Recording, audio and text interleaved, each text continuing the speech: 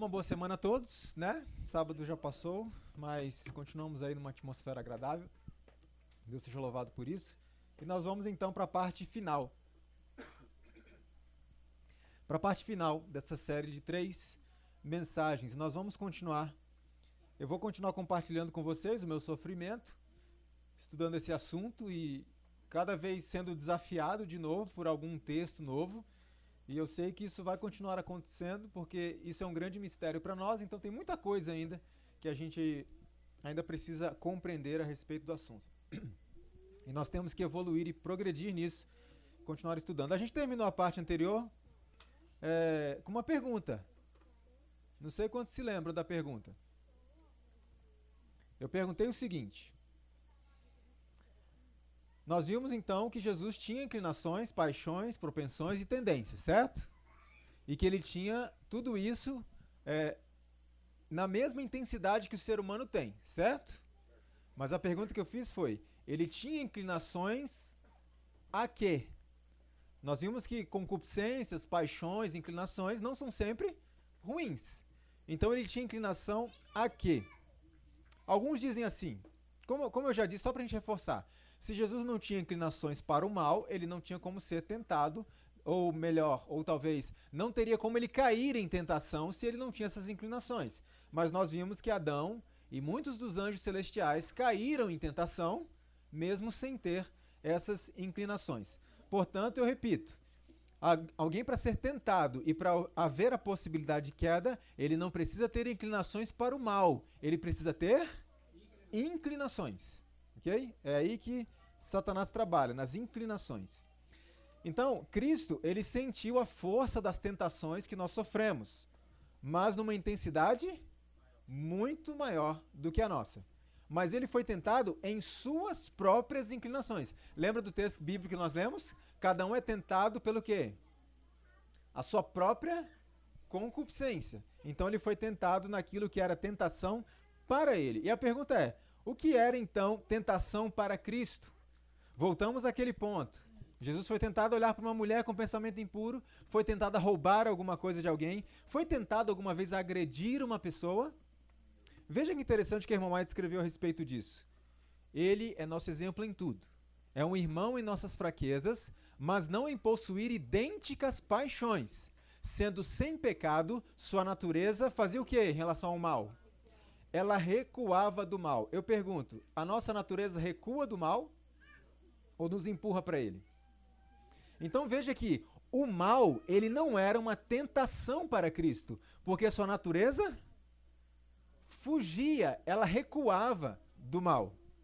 Então, para que Satanás pudesse tentar a Cristo, ele tinha que tentar nas suas inclinações para o bem, mas embutindo nessas tentações o mal, certo? Tentado a praticar um bem, mas que vinha junto algo mal. Essa é a arte do engano. Então vamos ver como é que foi isso. Se Satanás apelasse para Cristo assim, diretamente para o mal, desobedeça a Deus, seja presunçoso, se ajoelhe diante de mim e me adore, teria funcionado? Não teria funcionado. Por que não? Olha só o que é dito a respeito de Cristo. Todo pecado, quanto? Todo. Toda discórdia, toda contaminadora concupiscência trazida pela transgressão lhe era uma tortura para o espírito. E aí eu pergunto, para mim e para você, todo pecado é uma tortura para nós?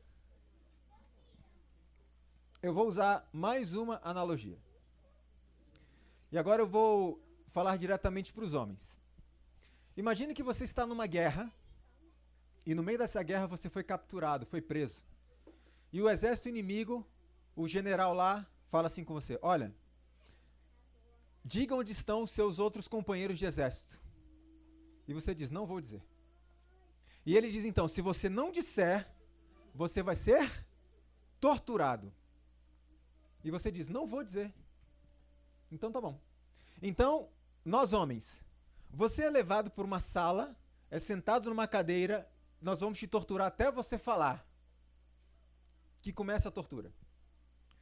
Então entra uma mulher, muito bonita, começa a se insinuar por aquele homem e começa a se despir. Eu pergunto, isso é uma tortura para um homem? Isso é uma tortura para um homem? Então veja, todas essas coisas pecaminosas era o que para Cristo? Uma tortura. Ter que estar numa condição como essa, de sentado diante de uma mulher bonita, se insinuando e se despindo, para Cristo era o quê? Seria o quê? Uma tortura. Agora, para nós isso é uma tortura? Ou é uma tentação? Entendem? Então Cristo ele foi tentado naquilo que era tentação para ele. E o que era tentação para ele? Veja que interessante um relato bíblico. Porque esse texto é bastante intrigante e ele diz assim, ó, porque não temos um sumo sacerdote que não possa compadecer-se das nossas fraquezas. Antes foi ele tentado em quantas coisas? Todas as coisas à nossa semelhança. A palavra de novo, semelhança não é igual. Então Cristo foi tentado em todas as coisas à nossa semelhança, mas sem pecado. E aí quando eu vi esse texto, eu me perguntei, mas como Cristo pode ter sido tentado em todas as coisas? Então Cristo foi tentado a olhar para um outro homem com um pensamento impuro? Porque um homossexual tem essa tentação, sim ou não? Como é que a Bíblia diz que ele foi tentado em todas as coisas? Como é que a gente entende isso? Para a gente começar a construir um raciocínio aqui, eu preciso começar do fim. Quando Cristo foi tentado ali no deserto, aquelas 3 tentações severas, no final, olha o que aconteceu. A Bíblia relata assim, e acabando o diabo, quantas tentações? Toda a tentação ausentou-se dele por algum tempo. Outra versão bíblica diz assim, passadas que foram as tentações de toda a sorte, apartou-se dele o diabo até momento oportuno. Ou seja, a Bíblia diz que aquele momento que Cristo passou no deserto, ele sofreu quantas tentações? Todas. Ué, mas em que sentido Cristo sofreu todas as tentações naquele momento? Lógico, ele continuou sendo tentado. E vocês vão entender o que isso quer dizer. Ele continuou sendo, mas ali no deserto ele sofreu todas. Por isso que ele pode nos compreender. E eu comecei a vasculhar algumas informações bíblicas e eu me deparei com um texto que clareou um pouco isso para mim. E o texto foi esse aqui. Porque, quanto? Tudo o que há no mundo. A concupiscência da carne, a concupiscência dos olhos e a soberba da vida não é do Pai, mas do mundo. Então, em resumo, veja isso daqui. Jesus foi tentado em todas as coisas. Ao deixá-lo no deserto, o diabo terminou toda a tentação. Tudo que há no mundo são concupiscência da carne, dos olhos e soberba da vida. O que isso significa? Que todas as tentações que sofremos estão enquadradas aqui. E Cristo vivenciou todas. Mas Satanás tentou levá-lo a falhar, mas não pela sua inclinação ao mal, porque ele não tinha, mas pela sua inclinação ao bem. E vocês vão entender melhor quando nós analisarmos as 3 tentações que Jesus passou. Bom, então todas as tentações que nos sobrevêm estão enquadradas nesses 3 elementos, e Cristo sofreu todos, mas de uma forma diferente de nós. Em primeiro lugar, com a intensidade igual à nossa? Muito maior, e vocês vão ver como. Segundo lugar, ele tinha objetos diferentes, concupiscências diferentes das nossas. Então vamos para o deserto. Tentação número 1. Diz a palavra de Deus assim: e tendo jejuado 40 dias e 40 noites, depois ele teve fome. Alguém que já ficou 40 dias sem comer? Alguém? Eu pergunto uma coisa, que tipo de fome é essa, depois de 40 dias sem comer? Será que é uma fome assim que você chega e diz, estou morrendo de fome, vou fazer um lanchinho? É esse tipo de fome que Jesus teve? Não. Sabe que tipo de fome é? Aquela fome que traz à tona o que tem de pior num ser humano a ponto de comer os próprios filhos. Lembra do que aconteceu com o povo de Israel? É esse tipo de fome que Jesus sentiu. Não é uma fome de, vamos fazer um lanchinho? Eu estou morrendo de fome. É uma fome tão grande que ele chegou perto da morte. O que aconteceu quando as tentações acabaram? Vieram para quê? Para socorrê-lo. porque ele iria morrer se continuasse daquele jeito. Não foi uma fomezinha. Foi algo muito intenso. Cada fibra de Cristo estava suplicando pelo alimento. Isso é uma concupiscência? Sim ou não? É uma paixão? É um desejo intenso? Sim, ele queria aquilo, precisava daquilo. Certamente Jesus estava enfraquecido, estava magro. Com toda certeza ele estava magrinho. Emagreceu. Então, a irmã White comenta o seguinte em relação a isso. Ele compreendeu que a força do apetite indulgente e das paixões não santificadas que controlavam o mundo. Cristo, então, experimentou paixões não santificadas? Não. Ele experimentou a força delas. Então, a mesma força da minha paixão não santificada, ele sentiu, mas a inclinação dele era diferente da minha. Mas como assim? Satanás então se aproveita desse momento e olha o que ele propõe. Se tu és o Filho de Deus, manda que estas pedras se tornem em pães. E aí eu pergunto uma coisa para vocês. 40 dias sem comer, foi uma tentação para Jesus ou não foi? Só que tem um detalhe aqui. Nesse momento, a força da paixão que o impulsionava a fazer o pão para comer era tão intensa, por exemplo, como a força de alguém que tem o desejo de usar drogas. Entendem? A força da paixão e do desejo era o mesmo, mas o objeto? Diferente. Aliás, não era o mesmo, era muito superior à força da tentação que ele sofreu. Agora, eu pergunto, levanta a mão aqui, quem já foi tentado a transformar uma pedra em pão?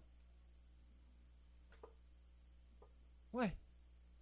Ninguém? Mas Jesus não era exatamente como nós? Ele não sofreu todas as tentações que nós sofremos? E como que você e eu nunca fomos tentados a transformar pedra em pão? Qual era o diferencial de Cristo?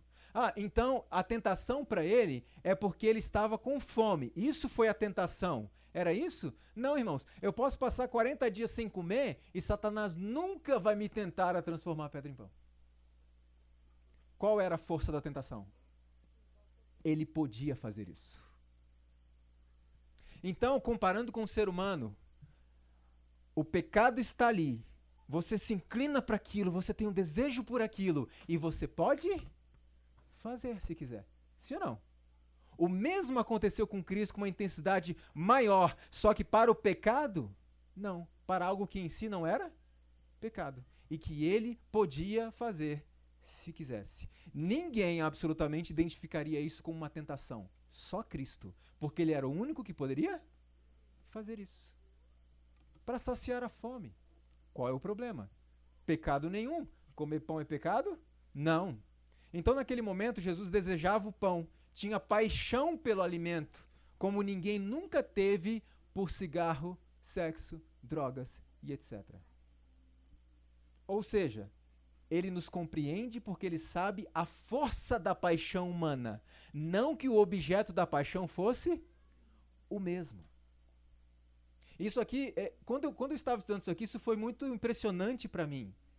Jesus, ele teve desejo pelo alimento como ninguém nunca teve por usar drogas, por sexo, por coisas carnais. Por isso ele pode me entender. Não é porque ele tinha a mesma inclinação que eu, mas ele sentiu a força da paixão que me inclina ao pecado. Ele sentiu, mas inclinando a fazer o quê? A sua vontade. E não a de Deus. Me responda uma coisa. Qual é o ponto em comum aqui? Quando eu decido pecar, em essência o que eu estou fazendo? A minha vontade e não a de Deus.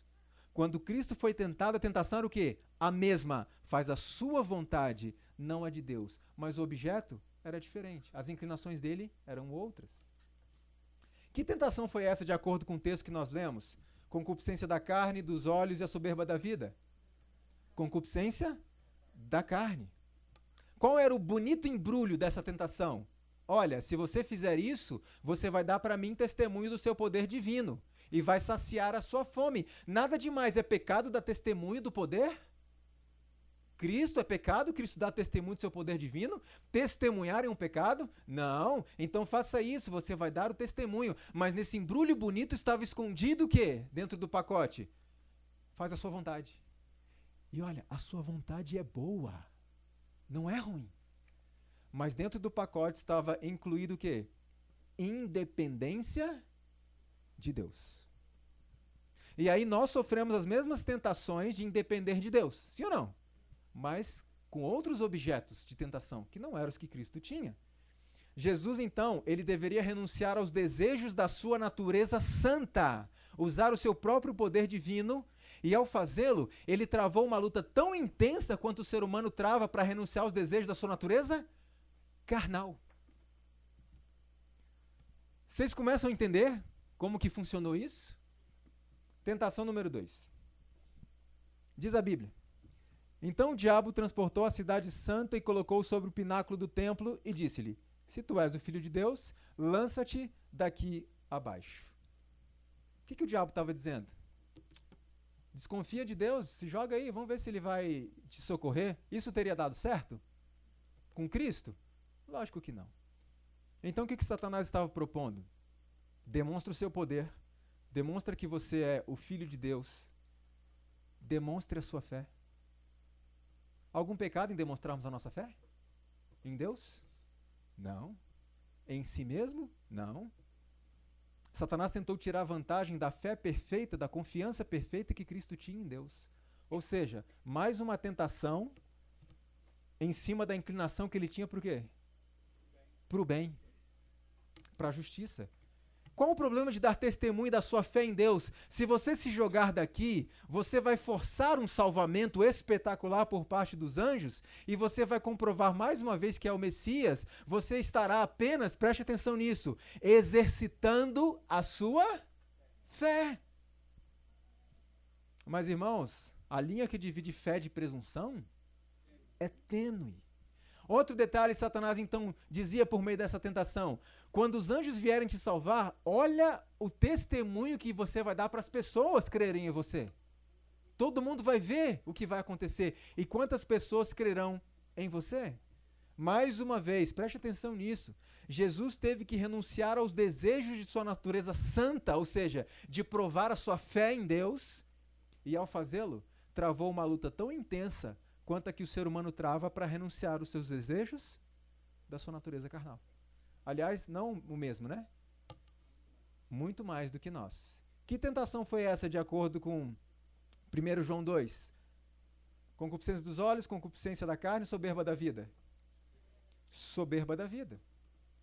Qual era o bonito embrulho desse pacote da tentação? Demonstrar sua fé perfeita em Deus e dar testemunho para as pessoas da sua filiação divina. Não tem nada de mais nisso, mas o que vinha escondido nesse pacote? Fazer a própria vontade, que era boa no lugar da vontade de Deus. Se Jesus cedesse a essa tentação de fazer o bem por si mesmo, o mal viria junto. Presunção. Essa é a arte do engano. Tentação número 3. Diz assim a Bíblia: novamente o transportou o diabo a um monte muito alto, e mostrou-lhe todos os reinos do mundo e a glória deles. E disse-lhe: tudo isso te darei se prostrado me adorares. E eu fiquei muito tempo em cima dessa tentação, porque eu não conseguia entender isso daqui. Me diga uma coisa: mostrar as glórias do mundo, as riquezas, todo o poder, isso era tentação para Jesus? Que abriu mão de tudo isso? Agora, se você me adorar, se prostrar aqui, eu vou te dar tudo isso. Sejamos sinceros, se ajoelhar diante de Satanás era uma tentação para Jesus? Então que tentação era essa que estava nessas palavras de Satanás? Olha, tudo isso que está aqui, ó, eu vou te dar se você só se ajoelhar. Jesus não se importava com riquezas e glória, porque ele deixou a sua glória para estar nesse mundo. Segundo ponto, Jesus nunca seria inclinado a se ajoelhar diante do diabo. Qual foi realmente essa tentação? Irmãos, isso aqui é muito sério. Veja o que o diabo disse a ele. Disse-lhe o diabo: dar-te-ei a ti todo este poder e sua glória, porque a mim me foi entregue, e eu dou a quem quero. E Jesus sabia que fazia algum sentido o que o diabo estava falando. Veja por quê. Ao ser criado, foi Adão posto no domínio da terra, mas cedendo à tentação, foi levado sob o poder de Satanás. Quando o homem se tornou cativo, o domínio que exercera passou para o seu vencedor. Assim Satanás se tornou Deus deste século. Ele usurpou aquele domínio sobre a terra que originalmente fora dado a Adão. Então, Adão recebeu o domínio. Mas Adão perdeu o domínio para quem? Para Satanás quando ele pecou. E Satanás se tornou então o príncipe deste mundo. E Satanás disse a Cristo assim: olha, isso tudo é meu, me foi dado. E eu te dou tudo, se você me adorar aqui. Qual foi a proposta de Satanás, irmãos? Você não precisa passar pelo sofrimento. Tudo que eu usurpei, eu devolvo para você agora. Qual foi a tentação de Cristo? Libertar os seus filhos. Estão todos cativos meus, disse Satanás. Porque eu tomei isso, é meu, é meu. Adão me entregou. Mas eu faço um acordo contigo. Se você só se ajoelhar aqui, está todo mundo livre. Foi uma tentação para Jesus libertar seus filhos imediatamente, sim ou não? Então, mais uma vez, ele foi tentado na sua inclinação para fazer o quê? Para fazer o bem. Libertar os cativos de Satanás agora, sem precisar passar pela cruz. A natureza humana de Cristo queria ir para a cruz? Queria ir para o sofrimento? Ele só queria o quê? Salvar você e a mim. E Satanás ofereceu para ele um atalho. Se ajoelha aqui, um momentinho, e eu te devolvo tudo. Seus filhos estão libertos. Acabou. Você não precisa passar pela cruz por nada disso. Isso representou uma tentação para Cristo, não é porque ele queria se livrar da sua missão, mas porque ele estava ansioso para fazer o quê? Libertar a raça humana do domínio de Satanás. Ele foi tentado em seu amor pelo ser humano. Mas isso representaria um desvio do quê? Do plano de Deus. Que tentação foi essa, de acordo com 1 João que nós vimos? Concupiscência dos olhos, da carne, soberba da vida? Concupiscência dos olhos. Qual era o embrulho bonito da tentação? Prove o seu amor pelo mundo no sentido de libertá-los do cativeiro. Liberte-os agora. É só se ajoelhar. Coisa pequena. Você vai sofrer muito para libertá-los? Eu estou te oferecendo um caminho mais simples. Então mostre o seu amor por eles. É simples assim. Fazer a própria vontade, de novo, que era boa, no lugar da vontade de Deus. Se Cristo cedesse a essa tentação de fazer o bem por si mesmo, não seguir o plano que Deus estabeleceu, o mal viria junto no pacote. Ou seja, idolatria, demonstrar amor a outras coisas acima do amor a Deus. Mais uma vez, Jesus teve que renunciar aos desejos de sua natureza santa. E ao fazê-lo, ele travou uma batalha tão intensa quanto o ser humano tem que travar para renunciar aos desejos de sua natureza carnal. Só que tem uma coisa, irmãos. O que Cristo tinha que renunciar era igual ao que nós temos? Ou Cristo tinha que renunciar muito mais do que nós? Muito mais do que nós temos e muito mais do que nós somos. Ele precisou renunciar. Por isso que a tentação foi muito maior. E por isso que ele pode nos compreender em quantas tentações? Todas, porque não tem nenhuma tentação que a gente passe que tenha chegado aos pés da que ele passou. Então ele entende todas. Cristo, ele venceu essas tentações que representam tudo o que há no mundo. A concupiscência da carne, a concupiscência dos olhos, a soberba da vida. Cristo então sente toda a força da paixão humana. Ele só não teve idênticas paixões. Olha que interessante isso daqui. A mesma força da paixão que nos tenta a dependermos de nós mesmos e do nosso eu egoísta, Cristo sentiu para depender de si mesmo e do seu eu santo. Enquanto o diabo apela às nossas más inclinações, ele apelou às boas inclinações de Cristo, mas que se fossem satisfeitas, trariam um mal atrelado. Veja o que o irmão White escreveu sobre isso. No deserto da tentação, Cristo defrontou as grandes tentações principais que assaltariam os homens. Suas múltiplas tentações provêm destes 3 grandes pontos principais. É isso que a Bíblia quer dizer quando diz que Jesus foi tentado? Em todas as coisas. Jesus tinha raciocínio, consciência, memória, vontade e afeições de uma alma humana. Ou seja, lembra que eu grifei de uma forma bem intensa essa palavra vontade anteriormente? Jesus, então, tinha uma vontade humana. Qual era a luta constante de Cristo? A mesma nossa. A nossa vontade em relação à vontade do Pai. Nós, para renunciarmos à vontade de Deus e fazermos a nossa vontade carnal. Cristo, para renunciar à vontade de Deus e fazer a sua própria vontade divina, santa. E ele tinha poder para fazer isso. As inclinações, as mesmas. As paixões, tão intensas quanto. Mas o objeto, diferente. Como eu disse, não precisa ter inclinação para o mal. Só precisa ter inclinação.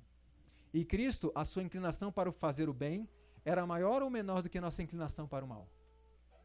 Muito maior. Por isso que as tentações dele foram muito superiores a nossas. Agora, Satanás tentou Jesus a desobedecer a Deus não através de compulsão interior para o mal, como ocorre com a gente, mas através de suas inclinações para o bem. Mas o diabo deixou em paz para o resto do seu ministério?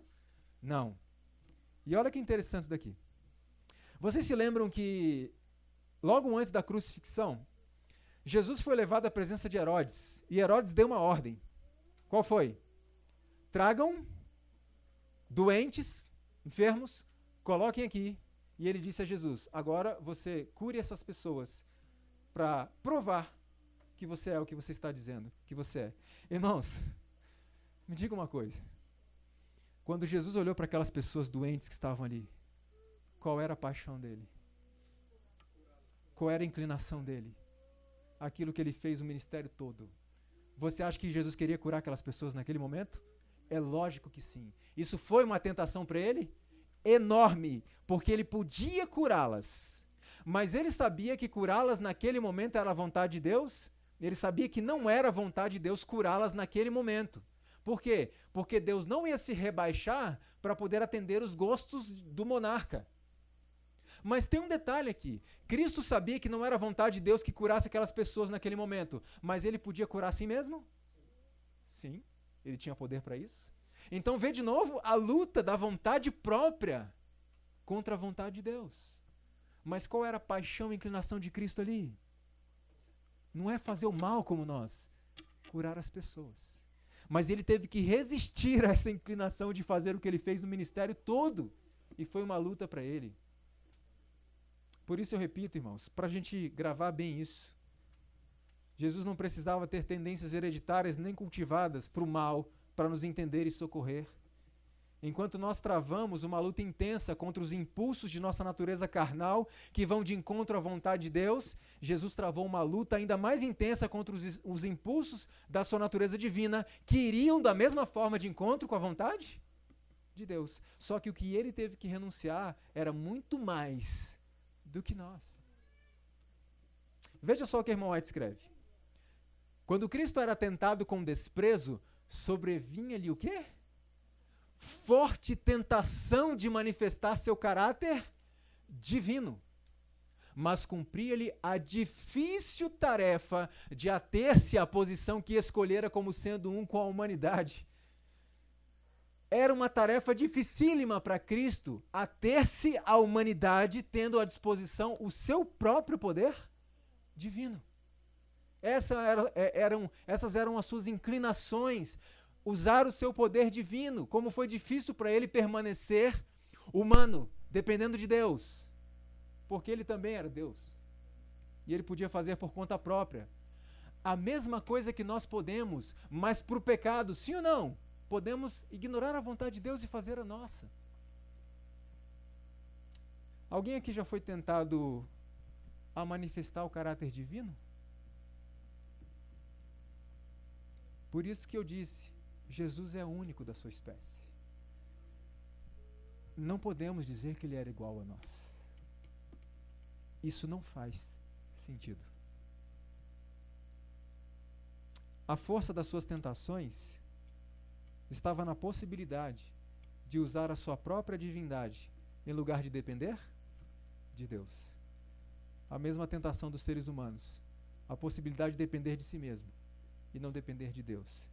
Seguir as próprias inclinações, que no caso dele eram boas, em lugar da vontade de Deus. Em resumo, acho que eu voltei. Eu li esse texto? Não, esse é também importante. Cristo foi colocado em terrível teste que requeria a força de todas as suas faculdades, a fim de resistir à inclinação quando estivesse em perigo de fazer o quê? Usar o seu poder para livrar-se do perigo e triunfar sobre o poder do príncipe das trevas. Em resumo, eu fiz uma tabelinha aqui. Cristo foi tentado a suprimir sua natureza humana adquirida e liberar sua divindade natural. O homem é tentado a suprimir a sua natureza espiritual adquirida e liberar a sua pecaminosidade natural. O que então Cristo e nós temos em comum, além do corpo físico? Suprimir e liberar. Esse é o fator comum. Suprimir ou liberar a sua própria vontade. Em seus momentos finais, Jesus ainda estava na mesma batalha. Por isso ele disse: meu Pai, se é possível, passe de mim esse cálice. Todavia, não seja o quê? Como eu quero, mas como tu queres. Então, espera aí. Jesus queria ir para a cruz? Jesus queria ir para a cruz? O que Jesus queria?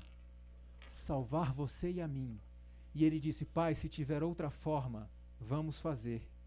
Ele jamais desistiria de você e de mim.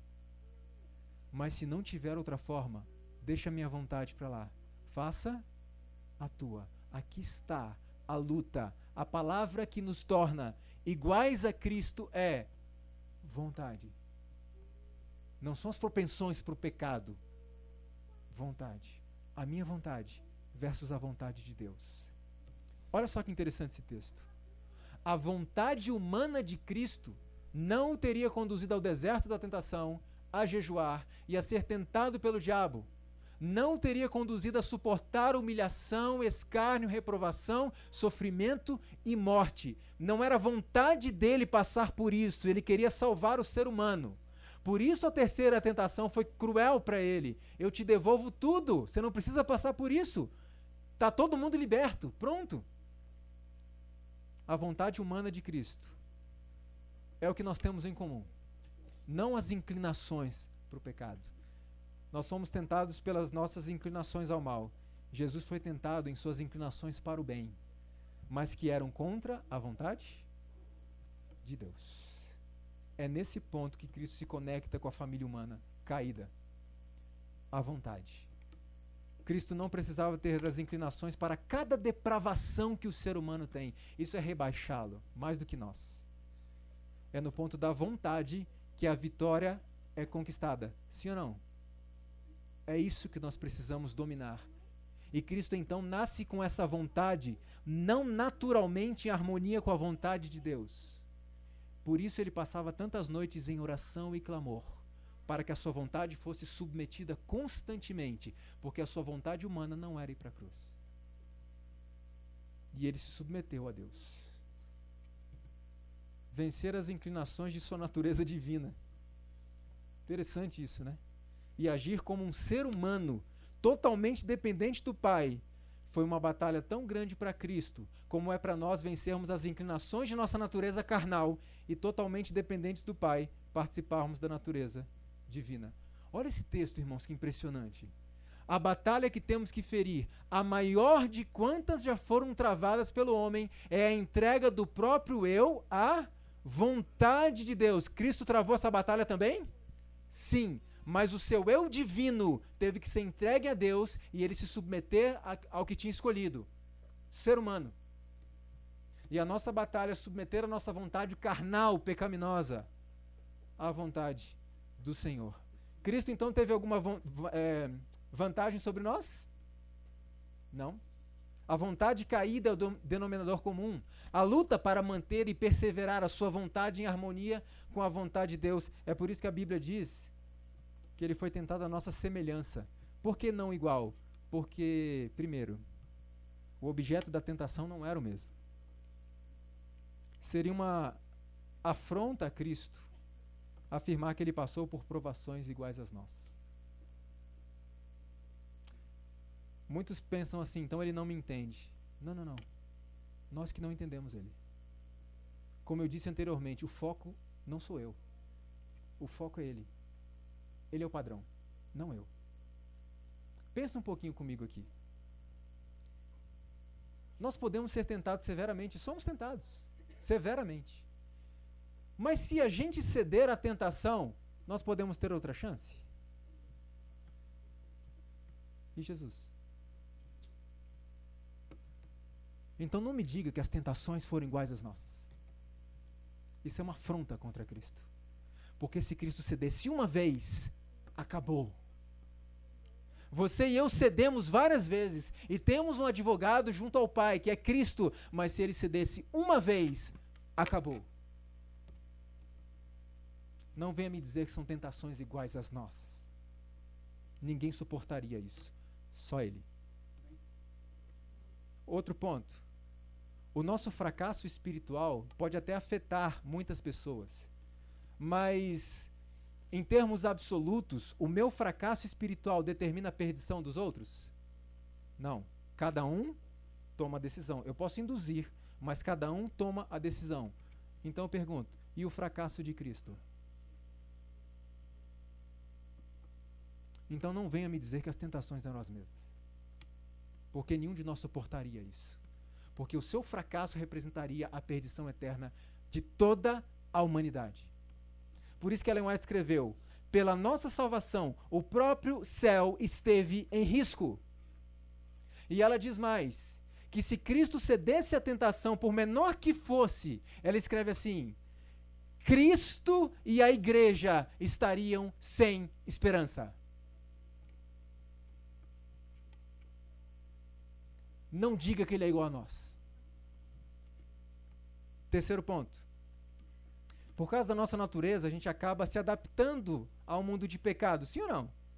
E às vezes o pecado não causa tanto desconforto pra gente, a gente aprende a conviver. Agora eu pergunto, a natureza santa de Cristo, nós vimos que fazia com que o pecado fosse uma tortura para a alma dele. Agora pense Cristo ter que viver nesse mundo miserável por mais de 30 anos. Com uma natureza que recuava do mal. E o mal estava em todo lugar. Ninguém jamais odiou o pecado como Jesus. Então esses anos que ele passou nessa terra foram uma tortura para a alma dele. Era um fardo adicional. Era uma agressão à sua natureza santa, além de estar exposto aos ataques de Satanás e dos homens usados por Satanás. Olha esse texto aqui. O Filho de Deus colocou-se em lugar do pecador e passou pelo terreno em que Adão caiu e suportou a tentação no deserto, a qual era quantas vezes? 100 vezes mais forte do que aquilo que já incidiu ou virá incidir sobre a raça humana. 100 vezes mais do que virá incidir sobre qualquer ser humano. Por isso, eu repito, a inclinação, a tentação de Jesus liberar sua natureza divina foi muito mais forte do que a tentação de alguém que quer fumar um cigarro. É por isso que ele pode entender. Quantas pessoas? Todas, sem necessitar ter as inclinações depravadas que nós temos. Ninguém conseguiria suportar isso. Só Jesus. Por isso a Bíblia diz, ele foi tentado à nossa semelhança, não igual a nós. Nenhum de nós sofrerá ou já sofreu um nível, uma intensidade de tentações e provações como ele. Jesus nos compreende em todas as nossas lutas, não porque teve as nossas inclinações para o mal, mas porque suas lutas e dores e sofrimentos foram muito maiores do que qualquer tentação que venhamos a passar. Irmãos, Jesus resistiu às próprias inclinações até sangrar. Sim ou não? O que estava acontecendo no Getsemane? Por que Jesus suou gotas de sangue? Era a luta para resistir à sua inclinação divina, à sua natureza divina. E ele lutou contra a sua inclinação. Pai, se possível, passa de mim, mas não faz o que eu quero, faz a tua vontade. E ele resistiu à sua inclinação de usar o próprio poder, de sair do plano original de Deus, até sangrar. Levanta a mão quem já lutou contra as inclinações carnais até suar sangue. E aí eu entendi porque Paulo, quando eu comecei a me achar muito bom, ou então quando eu dizia assim, não dá para vencer isso aqui não tem condição, é impossível vencer o pecado, é impossível observar a lei de Deus. E Paulo me disse o seguinte, ainda não resististes até o sangue combatendo contra o pecado. E o que Paulo estava dizendo é, ei, Leandro, acorda, o que você está fazendo, você não chegou nem aos pés do que Cristo teve que resistir. É por isso que ele te entende. Você nunca suou sangue batalhando contra as suas inclinações carnais, como Cristo suou sangue batalhando contra as suas inclinações divinas e santas. Foi uma luta para ele permanecer no seu corpo humano, sem poder usar o seu poder, dependendo do Pai. Irmãos, diante de tudo isso que nós vimos, se torna para mim mais significativo o conselho de Ellen White, que todo ser humano seja advertido a não tornar Cristo totalmente humano, alguém como nós. Pois não pode ser. Não pode ser. Será então que Jesus nos compreende? Nós aqui não compreendemos Ele. Ou seja, Jesus sabe muito bem o que é renunciar a si mesmo. E essa é a luta nossa, sim ou não? Sim. Você e eu, todos os seres humanos, renunciar a si mesmo, essa é a luta, a vontade nossa versus a vontade de Deus. Cristo nos compreende perfeitamente nossas lutas para renunciar o pouco que temos e o pouco que somos, porque ele renunciou quanto? O muito que ele tinha e o muito que ele era. Ele sabia, eu sou Deus, mas eu preciso me manter a essa posição que eu escolhi para salvar o ser humano. Que tentação tremenda. Cristo pode nos compreender perfeitamente. Cristo não era insensível à ignomínia e à desgraça. Ele a sentiu de maneira muito mais profunda e aguda do que nós podemos sentir o sofrimento, pois sua natureza era mais elevada, mais pura e mais santa do que a natureza da raça pecaminosa por quem ele sofreu. O fato de Cristo ser melhor do que nós não foi vantagem, na verdade foi uma desvantagem para ele em relação às tentações, porque ele foi tentado 100 vezes mais, justamente porque era superior a nós.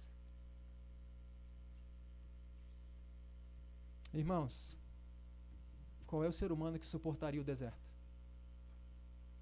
Qual é o ser humano que suportaria o Getsemane? Então não diga que Cristo é igual a nós. Isso não é possível. E louvado seja o Senhor por isso. Porque eu quero um modelo para eu copiar, mas acima de tudo eu quero um Salvador. Então não tem problema se ele é um pouco mais do que eu, quando na verdade ele é muito mais do que eu. Diante de tudo que ele passou, há alguma provação ou tentação que a gente sofra que ele não possa compreender? Nossa vontade deve ser sujeita à sua, a fim de que a tornemos a receber purificada e refinada. Cristo morreu no Calvário para que o homem tivesse poder para vencer suas tendências naturais para pecar. Talvez alguém pergunte, porém, não posso seguir minha própria vontade e fazer o que bem entendo?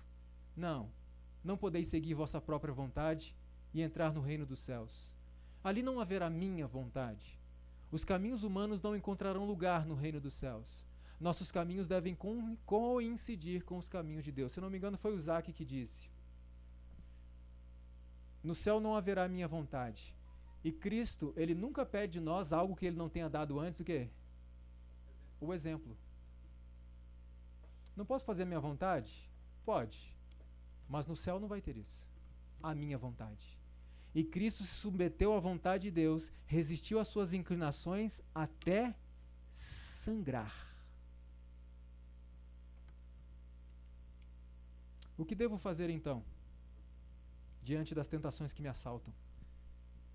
Eu devo correr a Cristo quando as tentações vierem? Sim ou não? Devo correr a Cristo quando as tentações vierem? Veja. Cheguemos, pois, com confiança ao trono da graça, para que possamos alcançar misericórdia e achar graça, a fim de sermos ajudados quando precisar. O meu problema é que muitas vezes, algumas pessoas dizem assim, ó, quando vier a tentação, você conta até 10. Você canta um hino. Então o exemplo que eu usei aqui, né, do Gil batendo no meu rosto, né, Gil? As pessoas falam, olha, se alguém te bater, você canta um hino. Você conta até 10 que as tentações se vão. Irmãos, o que a gente não entende muitas vezes é que quando alguém me bate no rosto, não dá tempo para cantar. A reação é instantânea. Por isso Cristo diz, venha ao trono da graça agora, porque quando o problema surgir, você está pronto, como eu disse, domínio próprio não é ir para casa dizendo, eu exerci domínio próprio porque eu não bati nele. Mas isso não é domínio próprio, segundo Deus. Domínio próprio é como eu disse, é não revidar o tapa e não ter o quê? Não sentir vontade de fazer isso. Não dá tempo de cantar. Então, quando a tentação vem, muitos de nós queremos passar um cheque que não tem fundos. Por isso Deus diz, filho, venha ao trono da graça agora. E venha de que forma? Mas Senhor, olha quem eu sou. Ele diz, vem com confiança. Mas Senhor, eu fiz muita coisa. Filho, vem com confiança. Eu estou dizendo, vem, sou eu que estou dizendo. Vem com confiança. E você vai receber graça para quando você precisar. Você já está preparado para resistir à tentação. As tentações, elas são vencidas bem antes delas chegarem. Cristo, quando venceu a tentação no deserto, mas Jesus venceu porque ele citou a Bíblia. Não! Jesus venceu naquelas madrugadas no monte. Ué, e por que ele citou a Bíblia? Porque era natural para ele. Ele vivia com a Bíblia, era natural citar a Bíblia, mas as vitórias aconteceram bem antes das tentações virem, na sua comunhão diária com Deus. O tempo de chegar ao trono é agora, e seremos ajudados quando a tentação chegar. O Senhor ouvirá. Ele sabe quão fortes são as inclinações do coração natural, e Ele socorrerá em todo tempo da tentação. Amém. Irmãos, a natureza humana de Cristo não pode ser classificada como estritamente pré-lapsariana, estritamente pós-lapsariana. É pequeno demais para suportá-lo. É pequeno demais para caber Cristo. Então esqueça isso. Sua natureza humana era única, apropriada para ser exemplo, mas apropriada para ser salvador. Portanto, eu faço uma pergunta final. Podemos vencer como Jesus venceu? Podemos vencer como Jesus venceu? Depende. Como Jesus venceu? Nenhum de nós suportaria o que Cristo suportou. Então podemos vencer como Ele venceu? Não. Na verdade, sim e não. Quando Ellen White fala de vencer como Jesus venceu, irmãos, ela não está afirmando... Hã? Pode usar a palavra semelhante? Semelhante. Pode, claro que pode. Deve. Porque quando Ellen White fala que nós podemos vencer como Jesus venceu, ela não está afirmando que nós teríamos condições de suportar o que Ele suportou. Não é isso. O que ela está dizendo? Como nós podemos vencer como Jesus venceu? Olha o que a Bíblia diz. Não veio sobre vós tentação, senão humana. Mas fiel é Deus que não vos deixará tentar acima do que podeis. Antes, com a tentação, dará também um escape para que a possais suportar. Podemos vencer como Jesus venceu? Não no sentido de que jamais suportaríamos e venceríamos as provas que Ele venceu, mas sim no sentido de que podemos vencer todas as nossas tentações. Está claro esse ponto? Podemos vencer como Jesus venceu as nossas tentações. Porque a Bíblia me promete que Deus não permitirá uma tentação acima do quê?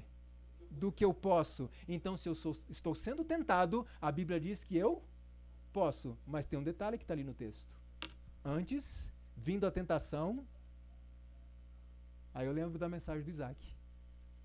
Deus, Ele doa o tempo inteiro. Ou seja, como é possível vencer as tentações? Se Deus der o escape. Como que ele pode dar o escape? Se você e eu formos ao trono da graça, dia após dia.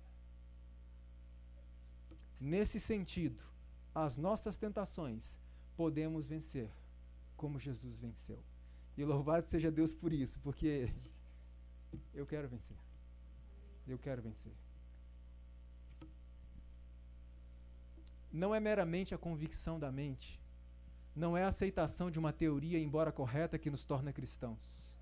É a habitação de Cristo na alma, o desenvolvimento de seu espírito na vida. A experiência cristã é um esforço constante para conformar a vontade humana à vontade de Cristo e formar o caráter de acordo com o modelo divino. Cristo passou por esse esforço constante de conformar a sua vontade humana com a vontade de Deus? Sim, ele suportou até sangrar. Mas lembre-se de uma coisa: quanto mais perto você chegar de Jesus, o que vai acontecer? Mais falho você vai aparecer perante seus próprios olhos. Sua visão ficará mais clara e suas imperfeições serão vistas em um distinto contraste com o caráter perfeito dele. Não desanima. Isso é uma evidência de que os enganos de Satanás estão perdendo seu poder. Eu não sei quantos vivenciaram essa experiência que minha esposa e eu vivenciamos. Nós vivíamos os dois perdidos dentro da igreja. Meus pais apelaram, clamaram, choraram. Nada resolvia. Até que um dia nós estávamos ouvindo uma pregação. E o amor do meu pai não foi suficiente. Eu precisei de algumas pauladinhas do pregador para despertar. Então sentei com a minha esposa. A primeira decisão que nós tomamos foi: essas coisas que a gente assiste na TV, a gente vai precisar deixar isso. Jesus morreu para nos libertar disso aí. Exatamente disso aí. Irmãos, não foi fácil para nós. Porque nós éramos extremamente viciados em filmes, séries e etc. A ponto de várias vezes com meus amigos na minha adolescência, quando meus pais viajavam, porque não deixavam a gente fazer isso na presença deles, eu saí de um JA para casa com os meus amigos, alugarmos vários filmes, começávamos a assistir depois do JA e concluímos muitas vezes às 11h30 ao meio-dia do dia seguinte, direto. Foi uma luta na minha vida. Então eu conheci aquela que hoje é minha esposa e eu pensei, agora ela vai poder me ajudar nisso. Ela me ajudou tanto que a gente passou a fazer isso juntos. A auxiliadora que o Zac falou me auxiliou. Até que um dia a gente tomou uma decisão. O que aconteceu foi impressionante, mas dói muito. O que aconteceu foi que quando nós abandonamos essas coisas, nossos olhos se abriram e a gente percebeu que tinha mais coisa para mudar. Então nós tomamos a decisão de mudar a nossa alimentação para fazer a vontade de Deus. E isso foi fazendo uma limpeza no nosso córtex pré-frontal, é isso, Paulo? E o nosso discernimento foi se aguçando. Mas nesse momento a nossa tendência humana era o discernimento mais aguçado. Ah, agora que eu vou ver quem está fazendo as coisas certas e as coisas erradas nessa igreja. A gente percebeu que tinha mais coisa. E a gente falava assim, mais, Senhor, tá bom? Mais, filho. Então minha esposa começou a fazer uma mudança na sua maneira de se vestir. Não foi fácil. Foi fácil? Não foi fácil. Isso então foi abrindo mais o nosso discernimento e a gente começou a enxergar o quê? Mais coisa. Porque antes a gente não enxergava. Estava tudo bem, sou um cristão, Laodiceia. Não preciso de nada. Irmãos, quando Deus nos pede reformas e a gente vai fazendo, a mente vai se abrindo de tal forma que vai aparecendo cada vez mais o quê? Sujeiras em nós. Essa é a intenção de Deus. E muitas vezes a gente não pensa nisso. E nossos olhos vão para quem? Para os irmãos. E um dia minha esposa e eu, no nosso culto familiar, estávamos lendo o livro Mente, Caráter e Personalidade. E a gente se deparou com uma citação que quando a irmã White fala a respeito das intenções, que para Deus também conta. Eu pensei, não, Senhor. Significa que tudo que eu fiz de bom até aqui, eu vou ter que rever tudo de novo. Por quê? Qual foi a minha intenção ao fazer? E a gente pensa, Senhor, não dá, a vida cristã não tem como. Mais coisa, Senhor. Sim, filho, mais coisa. Mas, Senhor, o que o Senhor quer de mim, na verdade? Seja claro. E Cristo responde, eu quero fazer em você algo proporcional ao poder que eu tenho. Como é que a gente pode se contentar com isso? Eu sou vegetariano, legal, pronto, a vida cristã é isso aí, acabou. E Deus disse, ótimo filho, mas tem mais. E tem mais. E a gente vai fazendo as reformas externas, e tudo bem se a gente é egoísta no começo, porque a irmã White fala que a gente não pode mudar as nossas afeições por nós. Deus não quer afeição, Ele quer decisão, faz. Deixa que a afeição mude. Você está fazendo por motivo egoísta inicialmente, mas faz. E deixa que eu transformo. Faça porque eu pedi. E aí a gente entendeu isso, Senhor. E o nosso clamor hoje é, Senhor, muda a minha intenção. Se eu estou fazendo isso que é bom, mas com intenção ruim, muda, eu não consigo. Será que Ele atende essa oração? É lógico que atende, é tudo que Ele mais quer. Por que não vai atender? E o tempo vai passando e a gente vai vendo cada vez coisas em nós. E eu percebi uma coisa, irmãos. O dia que eu bater no meu peito e dizer, eu alcancei, eu sou perfeito. O que isso significa? Significa que eu ainda estou cego pelos enganos de Satanás. E a prova é simples. A porta da graça se fecha. Os santos passarão pela angústia de Jacó. E qual é a preocupação deles? Eles estão salvos, sim ou não? Eles perdem a salvação? Acabou? Estão salvos, selados. São íntimos de Cristo? Sim. E qual a preocupação deles? Será que eu alcancei? Será que eu sou digno disso? Será?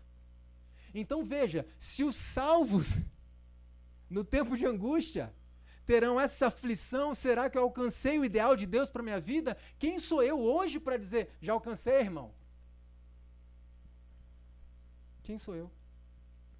Agora eu faço um apelo a vocês, e nós estamos terminando.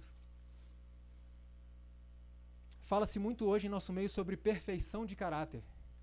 E eu pergunto, a perfeição de caráter é a meta de Deus para cada um de nós? Sim ou não? Sim, isso é evidente na Bíblia, é evidente no Espírito de Profecia. Agora eu pergunto, a perfeição de caráter, ela é uma obra humana ou sobre-humana? Sobre-humana, é algo sobrenatural. Espera aí, se é sobrenatural, eu tenho que me preocupar com isso? É sobrenatural. A meta de Deus é essa, mas eu cometo um grave erro quando eu me preocupo com a meta, com o resultado. Eu não tenho que me preocupar com o resultado, porque é obra sobrenatural. Eu tenho que me preocupar com o quê? Com o processo. Quantas horas eu tenho por dia? Quem tem mais? Quem tem menos? 24 horas é tudo que nós temos. Use-as. Qual vai ser o resultado? O que Deus quiser fazer, Ele tem poder. O que Ele quiser, Ele vai fazer. Então, quando eu foco na meta, a perfeição de caráter, no dia que eu venho a tropeçar, o que eu penso? Eu não consigo. Qual a palavrinha que não deveria estar na frase? Eu. Mas quando eu não me preocupo com a meta final, o resultado, que é a obra sobrenatural do Espírito Santo, mas me preocupo com as minhas 24 horas, submissão a Deus, nessas minhas 24 horas, dia após dia, se eu vier a tropeçar, o que eu vou pensar? Eu caí hoje. E amanhã o que eu vou fazer? Eu vou levantar e vou começar tudo de novo. Eu conheci uma irmã que estava entrando em depressão. Por quê? Ela dizia, eu não consigo ser perfeita. Eu não consigo ser perfeita.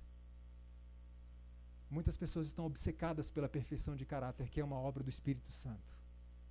Estão tão preocupados com o futuro, que estão negligenciando o quê?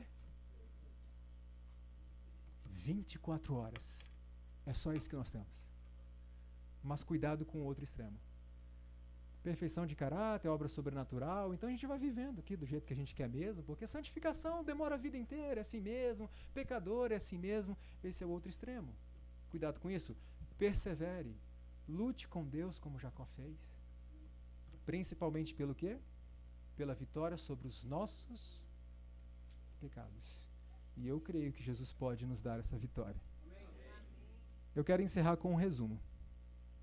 E o resumo é o seguinte. Aliás, irmãos, tem uma coisa importante aqui, que eu não posso deixar de falar. Aqueles que estão dia após dia reproduzindo o caráter de Cristo em suas vidas, sabe quando eles vão se sentir satisfeitos, completos? Nunca nesta vida. Estes são os que mais se preocupam com as próprias falhas.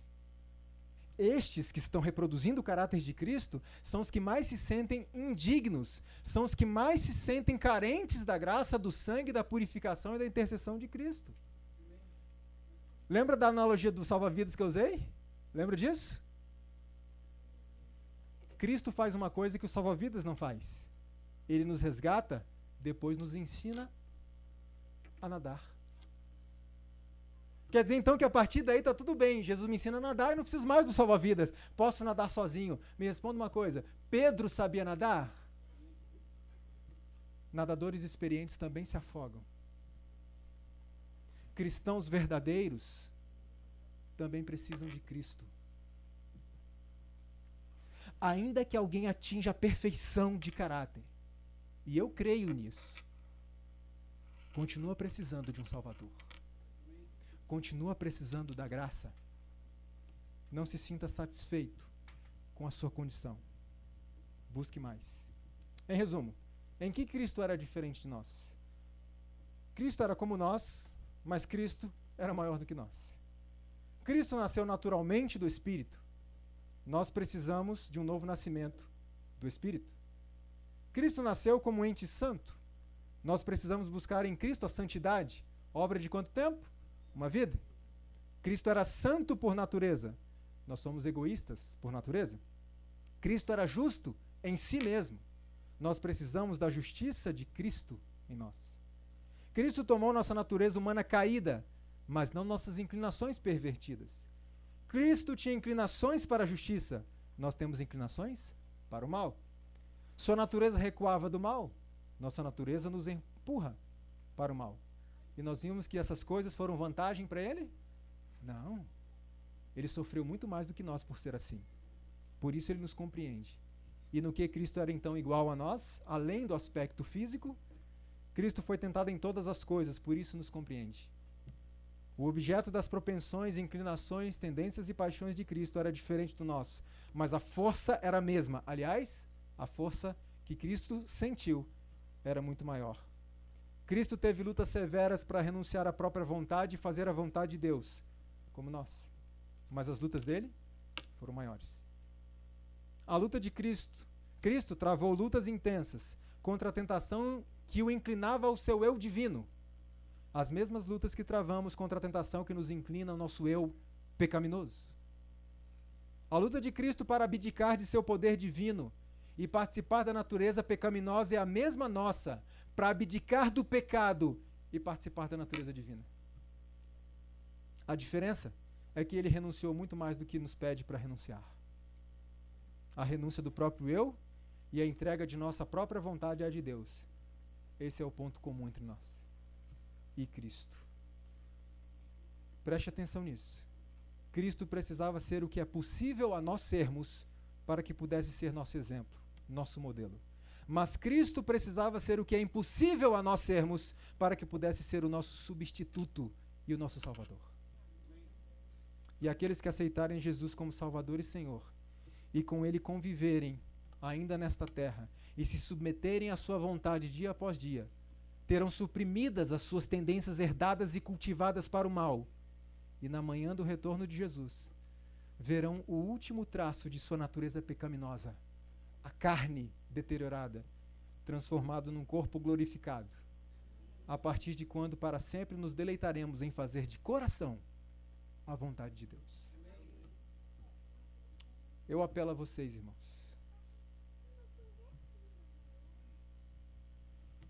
Não pense, não permita que esse pensamento ganhe lugar na sua mente de que Cristo era exatamente igual a nós. Isso é impossível. Mas tudo bem se ele era mais do que nós. Porque a gente precisa mais do que um modelo. A gente precisa de um Salvador. E ele é isso para nós. Que o Senhor nos ajude e nos abençoe nessa caminhada. Tá difícil? Vai ficar mais. Mas persevera. Persevera. Cristo sabe que é difícil. E ele não enganou ninguém. Ele disse, no mundo tereis? Ele avisou. Mas ele disse o que mais? Tem de bom. Se anime! Eu venci o mundo, ele disse. E, irmãos, quando Adão pecou, ele entregou o domínio a Satanás. Quando Cristo veio, ele tomou o domínio de volta. E a irmã White fala que quando Cristo voltar, sabe o que ele vai fazer? Ele vai devolver o domínio para Adão. Toma, Adão. É seu como no princípio. Eu quero estar lá para ver isso. E eu sei que vocês também querem. Há poder para isso. Então não desiste. Estamos quase no lar. Que o Senhor nos abençoe, nos ajude e que sejamos sempre gratos pela sua misericórdia. Louvado seja Deus, porque Cristo é maior do que nós. Vamos concluir. Temos algum recado para passar ainda, Thaís? Podemos... Te queres livrar, o sangue de Jesus dá o poder. É teu querer do maligno escapar, terás no seu sangue o poder. Há poder, sim, força sem igual, só no sangue de Jesus. Há poder, sim, vem ao pecador e aceita o dom de Jesus. Não queres tua vaidade afastar, o sangue de Jesus dá o poder. Queres as tuas paixões dominar, terás no seu sangue o poder. Há poder, sim, força sem igual, só no sangue de Jesus. Há poder, sim, vem ao pecador e aceita o dom de Jesus. Teu coração queres purificar, o sangue de Jesus dá o poder. Todas as manchas te pode tirar, seu sangue tem esse poder. Há poder, sim, força sem igual, só no sangue de Jesus. Há poder, sim, vem ao pecador e aceita o dom de Jesus. Queres entrar no serviço real, o sangue de Jesus dá o poder. Queres também ser um servo leal, seu sangue tem este poder. Há poder, sim, força sem igual, só no sangue de Jesus. Há poder, sim, vem ao pecador e aceita o dom de Jesus. Amém. Não pode ser de outra forma. Eu queria que nós concluímos esse momento com uma oração de joelhos.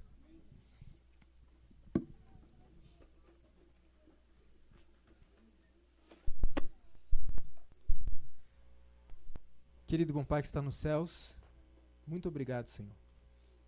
Obrigado pelo teu plano perfeito. Obrigado pela tua misericórdia. E obrigado porque o Senhor entregou por nós o melhor que o Senhor tinha. Senhor, diante do que Cristo passou por nós, tudo que Ele nos pede para fazer ainda é pouco. Por isso eu te peço, quebra esse nosso coração duro e que possamos entender, Senhor, que as reformas que fazemos, as mudanças que desejamos para a nossa vida não devem ser feitas para ganharmos a salvação, porque nada disso vai nos salvar. Que possamos entender que essas coisas o Senhor nos pede para que demonstremos o nosso amor por Ti. Que possamos entender isso e nos empenhar para fazermos a Tua vontade por amor. Muitas vezes a gente faz, Senhor, por motivos egoístas, quem sabe até por medo de se perder. E o Senhor entende nosso coração, então nós te pedimos, se porventura ainda há esse egoísmo em nós, arranca, porque a gente não consegue, só o Senhor consegue. Nós estamos nos comprometendo, Senhor, a buscar fazer a Tua vontade com empenho, mas o coração, Senhor, muda, por favor. Esse é Teu, a gente não consegue. E nós cremos no Teu santo nome, o Senhor prometeu que mudaria. O Senhor tem poder para isso. Parece impossível, Senhor, quando a gente olha para o espelho, que um dia nós reproduzamos o caráter de Cristo em nós. Mas o Senhor diz que pode fazer. Então só nos resta crer e nos submeter a Ti. Obrigado por tudo aquilo que já pudemos ver a Teu respeito nessa programação, nesse congresso. Que bênção tem sido esse congresso, Senhor. Isso nasceu no Teu coração, não temos dúvidas disso. Continue conosco até o fim dele. E que Teu Espírito nos acompanhe onde quer que estejamos, nos ajudando a digerir, compreender melhor todas as mensagens que foram tratadas aqui. E, acima de tudo, nos comprometendo a tomar decisões imediatas. Decisões por amor ao Senhor. Obrigado. Está difícil, Senhor. O Senhor sabe. A vida cristã não é muito fácil. Muitas pessoas perderam a vida por ela e talvez nós não estejamos preparados para isso ainda. Então, por favor, nos transforme. Para que possamos, se um dia tivermos que enfrentar a morte, provavelmente muitos de nós aqui teremos que enfrentar a morte por amor a Ti, que possamos dizer, pode me matar, porque para mim o viver é Cristo e o morrer é lucro. Dá-nos este poder quando ele for necessário. Por favor. Nós pedimos que o Senhor continue conosco durante essa noite, nos protegendo com os Teus anjos. E abençoe cada ministério, Senhor, que está presente aqui representado. Obrigado por podermos ver, Senhor, essa unidade entre os ministérios. Não apenas uma unidade entre si, mas uma unidade com a Tua igreja. Preserva isso, Senhor, para que possamos finalmente cumprir nossa missão. Irmos embora deste mundo, passarmos 1000 anos de férias na Tua casa, enquanto o Senhor reforma a nossa aqui. Para que possamos um dia voltar a esta terra e vivermos no mundo, como o Senhor revelou a Tua serva, muito mais belamente adornado do que o Éden original. Muito obrigado por esta esperança que nos move. Abençoa-nos, guarda-nos, em nome de Cristo Jesus, nosso amado Salvador. Amém.